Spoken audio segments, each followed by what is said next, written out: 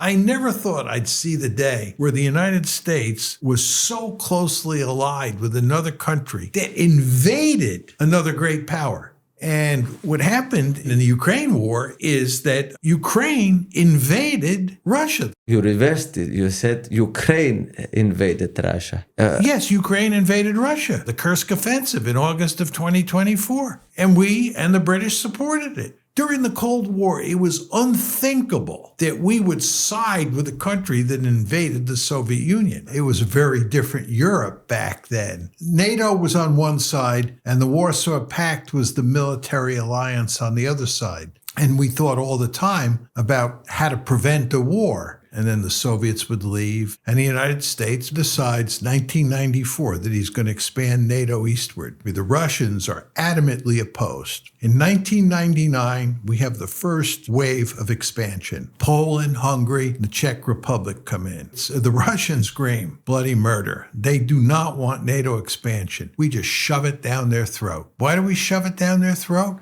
Because they're weak. Same thing happens in 2004. This is when the Baltic states, Slovenia, Slovakia, Bulgaria, and Romania come in. The Russians, again, scream bloody murder. We shove it down their throat. And then in 2008, we say that Ukraine and Georgia will become part of NATO. The Russians don't like it. They say it would be a threat to us, especially with American forces and British forces and NATO forces on our territory. But we do not back off because we think the Russians are weak and we can shove it down their throat again. Are you arguing that NATO would invade Mother Russia?